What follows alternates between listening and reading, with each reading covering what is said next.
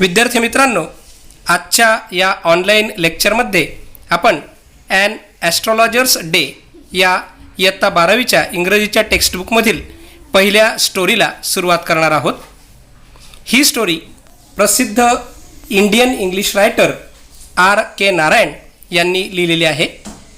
R के नारायण हे एक अतिशय प्रसिद्ध नॉव्हेलिस्ट आणि स्टोरी रायटर आहेत, ज्यांनी इंडियन सेटिंगवरती अतिशय मार्मिक अशा कथांचं लेखन केलेलं आहे.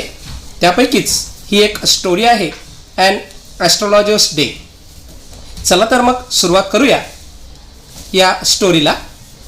पंक्च्युअली at midday he opened his bag and spread out his professional equipment, which consist of a dozen cowrie shells, a square piece of cloth with obscure mystic charts on it, a notebook, and a bundle of Palmyra writing.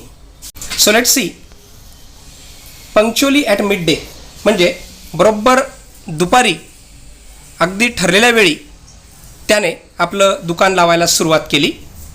त्याने आपली bag उघडली व आपले professional equipments म्हणजेच necessary tools किंवा आवश्यक असलेली जी सामग्री आहे कुठल्याही व्यवसायासाठी लागणारी ती सामग्री त्याने मांडायला सुरुवात केली. तर चला बघूया की त्याच्या सामग्रीमध्ये नेमकं काय काय होतं. तर त्यामध्ये काही कवड्या होत्या, ज्या समुद्रकिनारी मिळणारा एक दगडाचा किंवा एक प्राण्यांच्या घराचा तो प्रकार आहे. जनरली आपण सर्वांनीच कवडी बघितलेली असेल. त्याचबरोबर त्याच्याकडे काही कपड्याचे तुकडे होते, ज्यावर काही ऑब्स्क्युअर म्हणजे समजण्यासाठी कठीण अशा आणि मिस्टिक म्हणजेच रहस्यमय अशा काही चार्ट्स, काही आकृत्या किंवा आपण म्हणू शकतो की काही खाते आखलेले होते, ज्यावरून तो इतरांचं भविष्य सांगायचा. तसंच त्याच्याकडे एक नोटबुक आणि एक bundle of Palmyra writings. Palmyra हा एक पाम वृक्षाचा प्रकार आहे आणि या पाम वृक्षाची जी वाळलेली पाने असतात त्या पानांचा उपयोग भविष्य लिखाणासाठी केला जातो.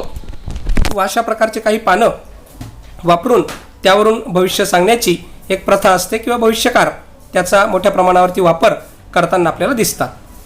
तर हे सगळं साहित्य घेऊन त्याने आता आपलं दुकान थाटायला सुरुवात केलेली आहे. यावरून तुमच्या लक्षात आलेलं असेल की तो एक ॲस्ट्रॉलॉजर म्हणजेच रस्त्याच्या कडेला बसून भविष्य सांगणारा भविष्यवेत्ता आहे. His forehead was resplendent with sacred ash and vermilion and his eyes sparkled with a sharp abnormal gleam, which was really an outcome of a continual searching look for customers, but which his simple clients took to be a prophetic light and felt comforted. The power of his eyes was considerably enhanced by their position placed as they were between the painted forehead and the dark whiskers which streamed down his cheeks.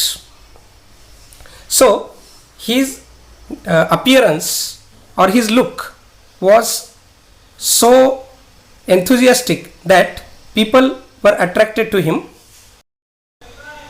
त्या astrologer जवळच्या वस्तूंबद्दल चर्चा केल्यानंतर लेखकाने आता तो कसा दिसत होता, त्याचं अपीअरन्स कसं होतं याविषयी या ठिकाणी अगदी सविस्तर माहिती आपल्याला दिलेली आहे.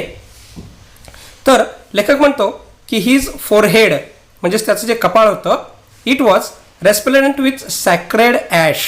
सॅक्रेड ॲश म्हणजे जी रक्षा असते ती रक्षा त्याने आपल्या कपाळावरती लावलेली होती.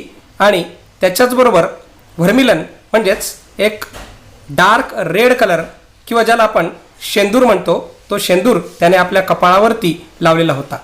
आणि तो शेंदूर आणि राख त्याचं जे मिश्रण त्याच्या कपाळावरती होतं ते अतिशय उठावदार दिसत होतं व कस्टमर्सला त्याच्याकडे अट्रॅक्ट करण्यासाठी पुरेसं होतं. त्याच्या डोळ्यामध्ये एक विशिष्ट प्रकारची स्पार्कल म्हणजे एक चमक होती, जी खरं बघितलं तर त्याच्या कंटिन्युअसली आपल्या कस्टमर्सच्या वाट बघण्यातून आलेली होती. म्हणून लेखक म्हणतो की it was a gleam which was really an outcome of continual searching for the customers. Continuously कस्टमर्सला सर्च करून करून त्याचे डोळे एका विशिष्ट प्रकारची चमक त्यांच्यात दिसत होती. परंतु त्याच्या सिम्पल कस्टमर्सला किंवा त्याचे जे सिम्पल क्लायंट्स होते त्यांना असं वाटायचं की त्याच्या डोळ्यात एक प्रोफेटिक लाईट आहे. प्रोफेटिक लाईट म्हणजे असा उजेड की जो भविष्याचा वेध घेतो.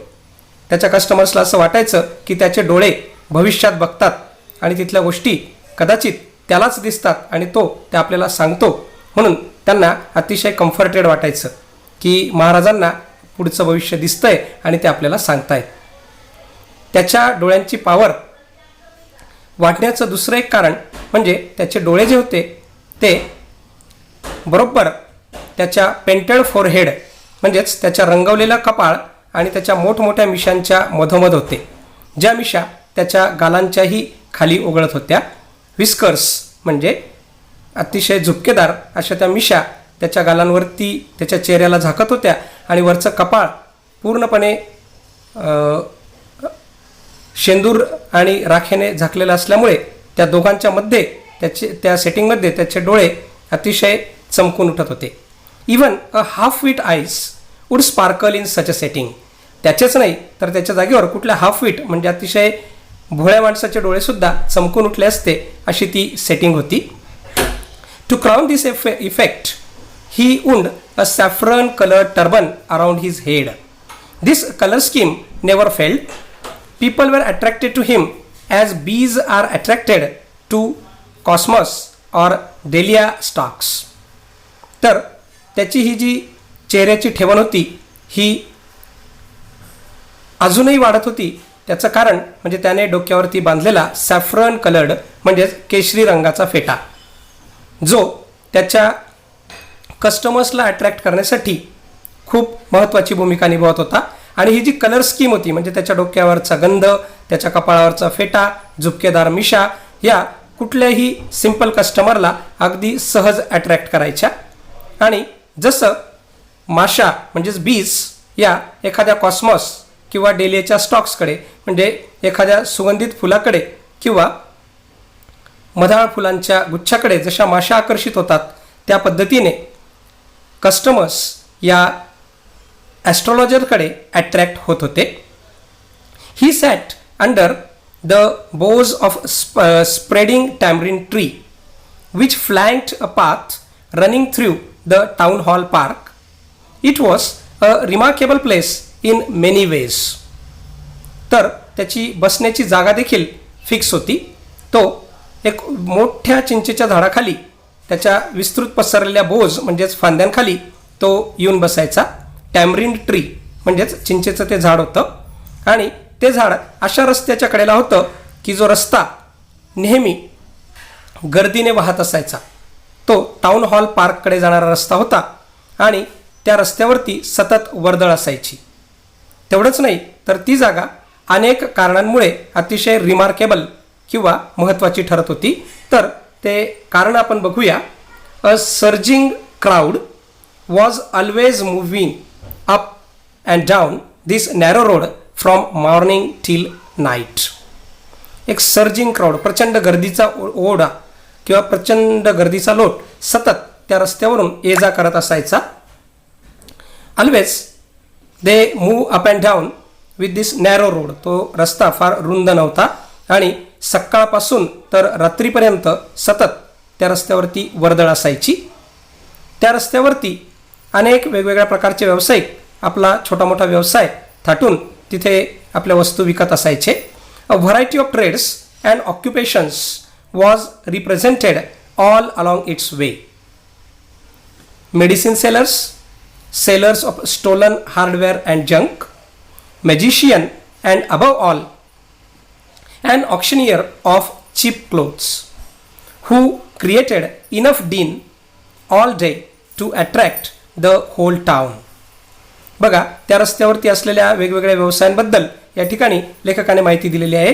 त्या ठिकाणी काही मेडिसिन सेलर्स म्हणजे काही जडीबुटी औषधी विकणारे विक्रेते आपली पथारी पसरवून त्या ठिकाणी आपलं दुकान लावायचे.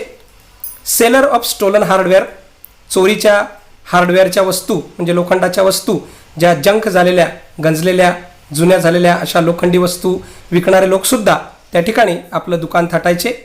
काही छोटे मोठे मॅजिशियन आपली जादू दाखवून, हात चालाकी दाखवून कस्टमर्सला अट्रॅक्ट करायचे.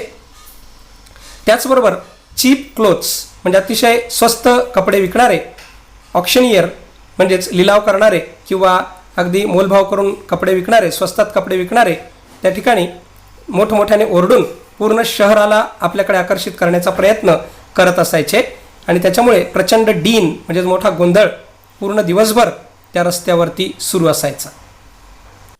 Okay friends, we shall stop here and we are going to continue the next part in next video. Till then, take care. Goodbye.